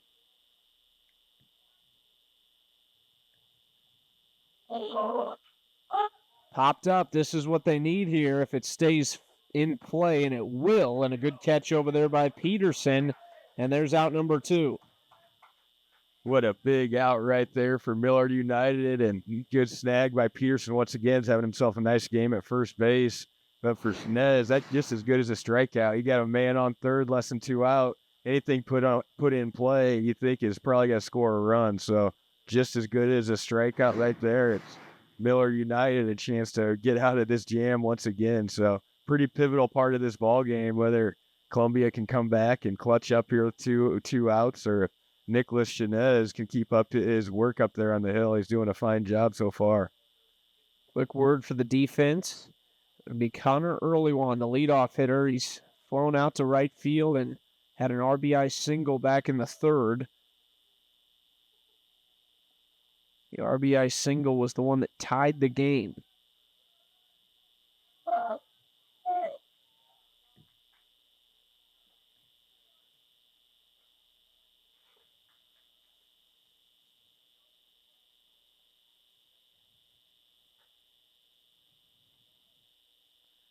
Runner on third. Yeah. Here's strike 1. The runner is Carson Cobb, who's coming to run for Woodrow Foster.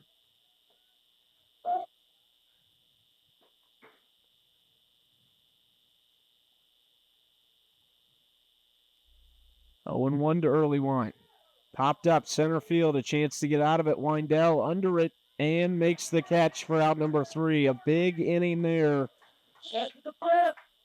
for Millard United as they get out of a little jam, strand a runner on third base, and they go to the 5th, still leading 4-3 here on ESPN 3.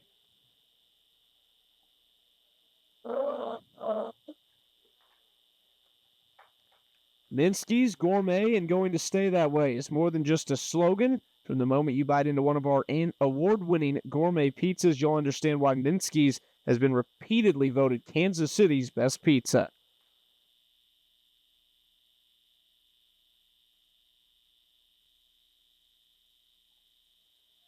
Woodrow Foster going to try and keep things where they are, just a 1-run deficit for Columbia. He had to throw quite a few pitches there in the 4th inning.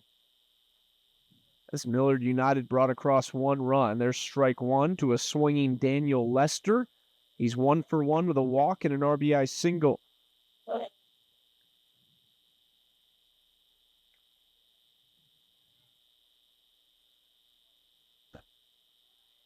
Another breaking ball for strike 2.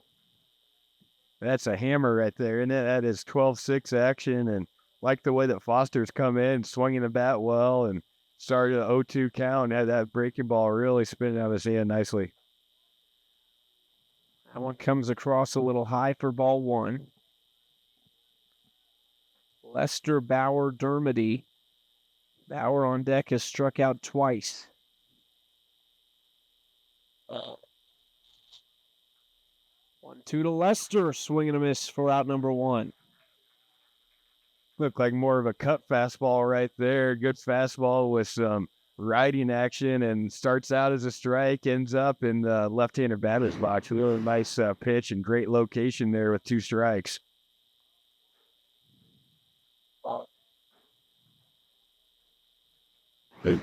Just how the 4th inning started for Foster with a strikeout. There's strike 1, so working ahead in the count to Ryan Bauer. Struck out looking in the 1st and then swinging in the 3rd.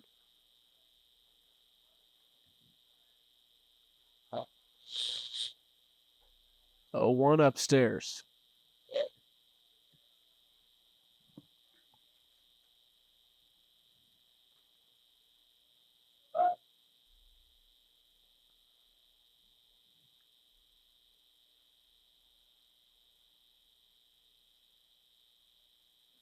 Ooh, that one goes behind Bauer. Another breaking ball just got away from Foster.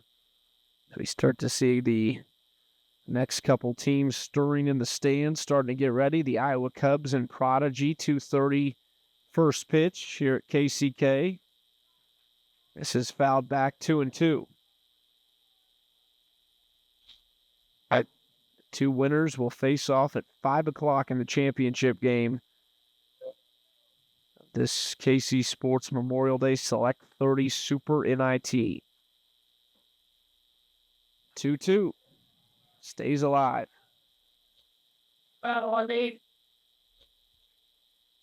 One other thing to keep in mind, Chucky, these bats, a lot of these guys, a lot of new type of bats with BB core bats, a little bit closer to a wood bat type of bat with the ball coming off it. So more of a college professional type feel on these games. That usually in the younger ages, you see the ball fly a little bit, but this is some big time play and some guys getting some really, really good experience, and they're going to need to use these bats the higher they go. And if they keep going in this tournament and going into high school and to college, these are the type of bats that they'll be using.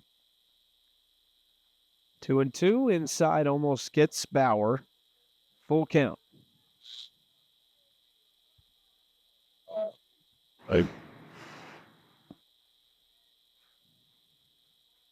Cool. Pretty good way to take a pitch. You never want to open up, expose yourself to that pitch. And for Bauer right there, good job just turning the body away from it, and you want to get hit. That's where you want to get hit, on the backside. Outside, that's ball 4. And a 1-out walk for Ryan Bauer. James Dermody walked a run in the first, flew out to left field in the third. This is his third at bat. First look at Foster. Nicholas Chinez on deck. He'll have his first look at Foster next, barring a double play.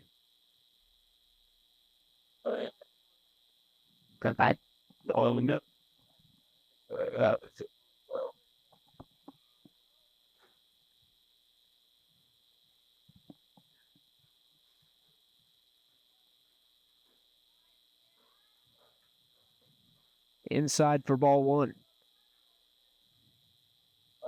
Here's a guy up to bat right now in Dermody. He's a nice game out there in left field, made some nice plays, but good stance up there, good looking hitter, a guy that can use the whole field. Goes to the right side. Chopper slow, flips back to Foster, who makes the tag at first.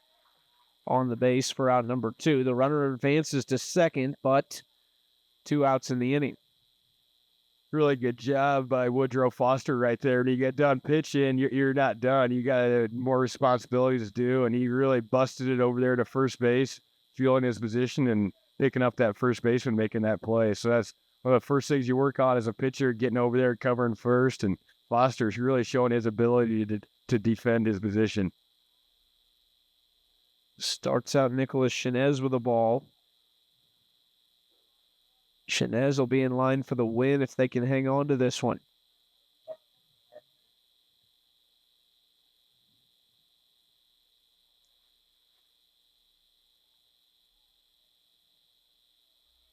One 0. A tough spot here. Chinez would love to drive in an insurance run for himself. Anything into the grass should do it. Although we've seen some good arms from these outfielders today on a couple plays. This is into right field. Might have a play here. They're going to send the runner, a little misplay in right field, so the run will score easily on the air on the right fielder. Puts it in play. Yeah, good things happen. Absolutely right. And what a nice piece of hitting right here. Once again, a pitch that's low and away. Pretty good pitcher's pitch, and the only thing you can do with it, drive it to that opposite field. Nice job once again. And for Chinez, how nice is that? Give yourself another run to work with, and you have a pinch runner over at first base. But definitely Chinez having himself a ball game on the hill, and now with the bat, hitting the ball where it's pitched.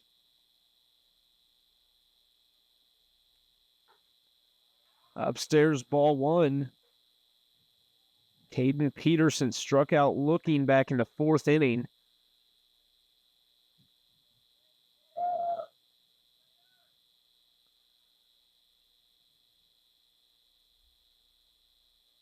Another one high and in, 2-0.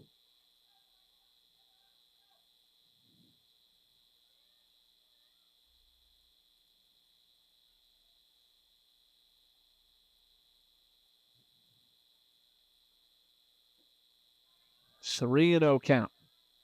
Seeing some resiliency here from this Millard offense. Two big two-out rallies for them to score a couple runs late. Hadn't always been pretty. They've got it done. Never say die on an inning for this Millard team, and like the way they do it, they've done it about every way possible. There's ball 4, 4-pitch walk from Woodrow Foster, first and second now. Yeah, a lot of these hits that Millard's coming up with, they're not bad pitches. A lot of pitches are low and away, even off the plate, pitcher's pitches, and been very impressed with the way Millard, with 2 strikes, shorten up and choking up however they can, and even if they have to, just punching the ball to the opposite field to come up with clutch RBIs so far in this ball game.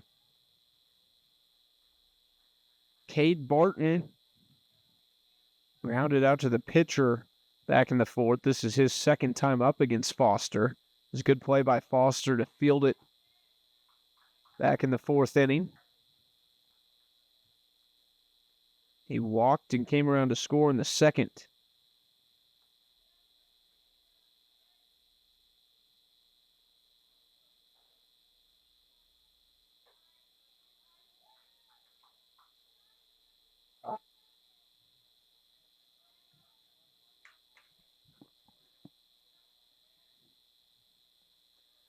Oh, 2 count, first and second.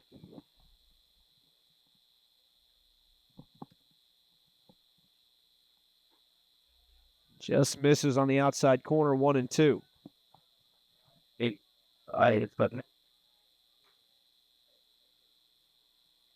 even on?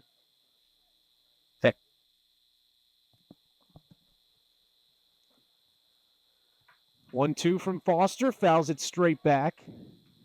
Even when they're down, we've seen a lot of this battling from the game for Millard United. The theme for them has been competitive at-bats. They haven't been expanding their strike zone to go after bad pitches, taking the walks when given. But with 2 strikes, very competitive, being hard to strike out and putting that ball in play however they can. Just tenacious up there at the plate. 2 and 2.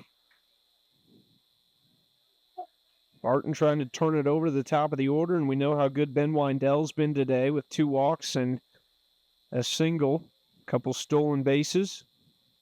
He scored the go-ahead run in the 4th.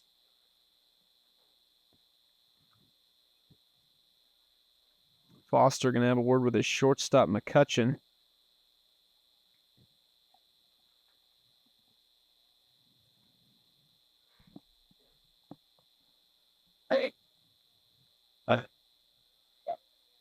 Head. Off speed, got him looking. That'll do it. They strand 2 on the base paths, but another run comes across. A little insurance as we go to the bottom of the 5th. It is 5-3. Millard leads Columbia here on ESPN 3.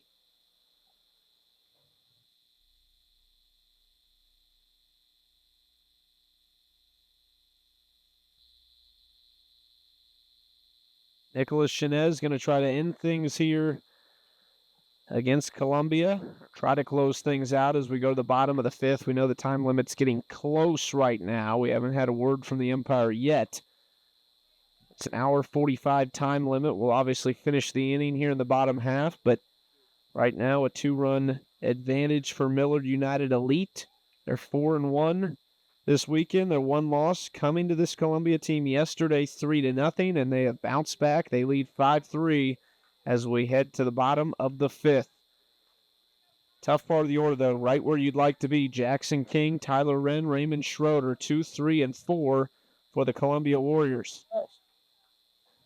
You're absolutely right. This is just the meat of the order. Guys who can swing the bat, very physical, but also can run. And you talk about a guy like McCutcheon there in the 5-hole who can swing the bat. So you got to go through the best if you want to get out of this inning unscathed. So for Chinez, he's been a real bright spot to this pitching staff. He's come in throwing strikes. He's going to need to do the same thing, try to get ahead of this very talented Columbia team. Chinez has retired 5 of 6 batters he's faced, allowed a single to Woodrow Foster to lead off last inning. There's strike 1, 1-1 count to Jackson King. And this is the first, these next 4 batters have not seen Chinez yet.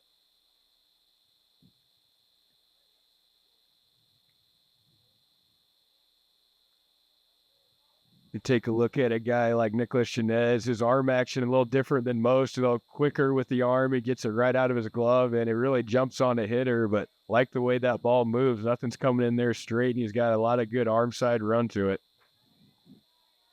Almost gives King a free base. He dodges it 2-1.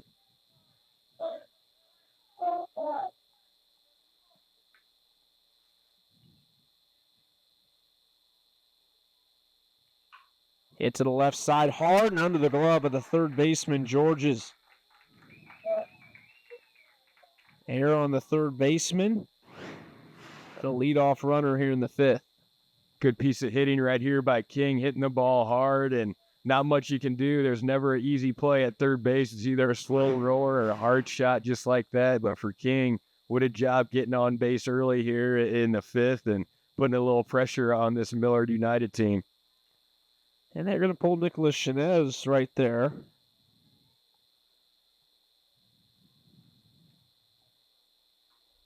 And I think it'll be the shortstop, Cade Barton, who's going to come in to pitch. We'll see if Chinez goes to short or what happens here, but it is Cade Barton who will take over for Chinez, who did a pretty good job there to keep them alive. Barton comes in with one on and nobody out here in the fifth. Chinez will stay on the infield. We're just not sure which position yet, but it looks like he'll go to shortstop. He started the day as the extra hitter, but has had a big impact on this game. Helped to bring that run in the fifth. Singled, and then right fielder didn't field it cleanly. The run came home.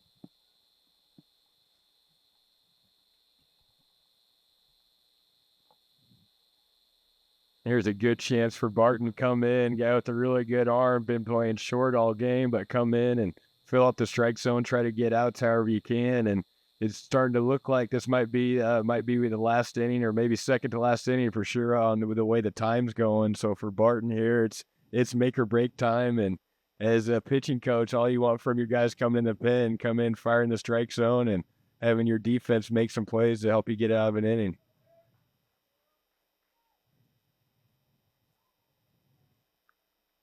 Cade Barton looks ready. And here we go. Tyler Wren, the first baseman, will get the first crack at Cade Barton.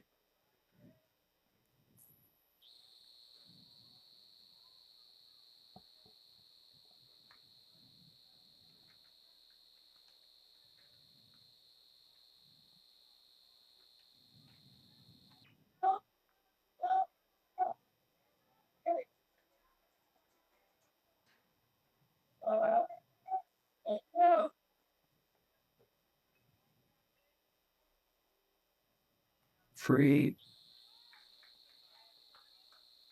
First pitch to Wren. Outside for ball one.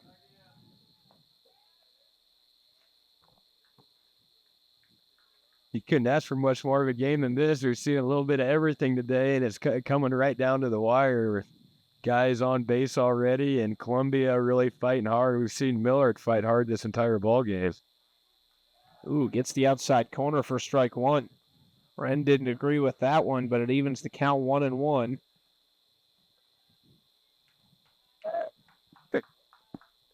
Tough one right there. As a hitter, you think might be a little bit outside. Looked like it was a couple inches out, but got to flush it and get back in there and keep competing this next few pitches. Wren hits it well into center field. Weindell goes back, almost misread it, but recovers in time. That's a loud out number one. Another great play out there for Weindell, and love the way McCutcheon comes in, or Barton comes in, fills up the strike zone. Nice job getting the ball over the plate. But Weindell, once again, what an impressive ball player out in center field. A little bit of a mystery, but that's the toughest ball. The one hit right at you to determine if it's well hit or not. And good adjustment, and that speed really paying off in center. Raymond Schroeder, 1 for 2. He had a 2 RBI single in the third inning.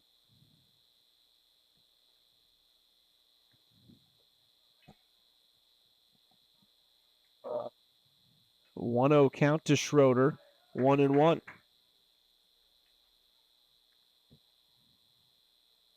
Pair one. He's the tying run right now.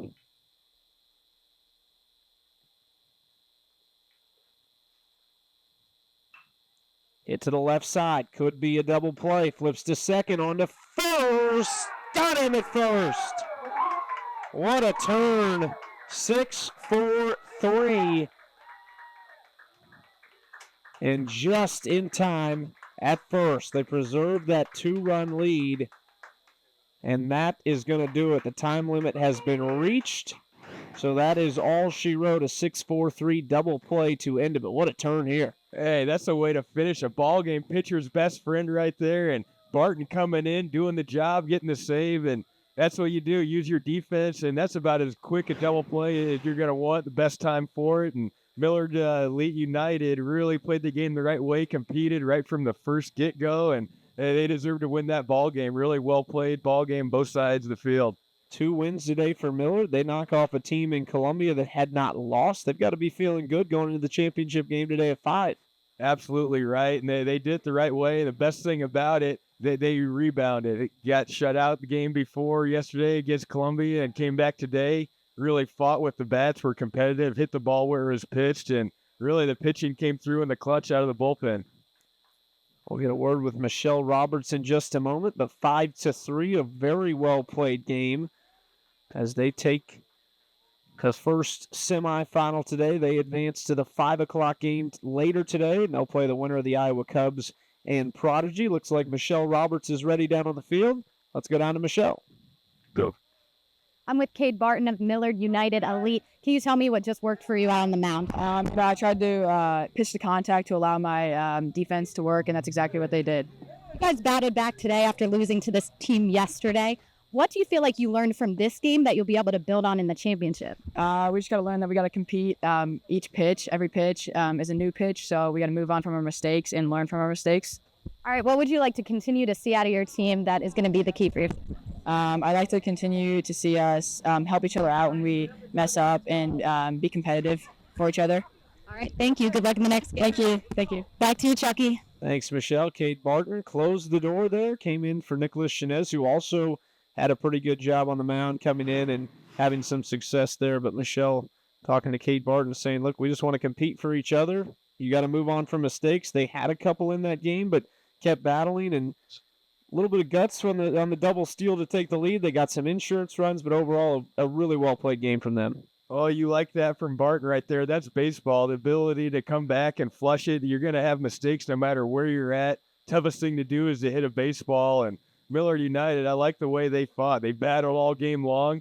Didn't really drive the ball, but hit the ball right where it was pitched and took advantage of everything they were given. Love the way they played some defense and couldn't ask for a better finish to a game. Nice tailor-made double play to finish that off. And Millard United's got to feel good, got to be rolling right into the championship and hoping to take a championship back to Omaha later on today. I want to say a big thank you to one of our sponsors, Rock Hill Orthopedic Specialists, committed to excellence by providing the highest quality of orthopedic care possible. That's going to do it for our semifinal game number 1, 5-3, Millard United Elite. They take it over the Columbia Warriors. They advance to our championship game, 5 o'clock today, same place. And at that time, they'll face the winner of semifinal number 2 between the Iowa Cubs and Prodigy. That's coming up at 2:30 here at KCK. Join us for that one. For Kevin Wheeler, Michelle Roberts, I'm Chucky Kemp, and our entire fantastic crew who is braving the heat right now. We thank you for joining us, and we'll see you in just a bit. So long from Kansas City.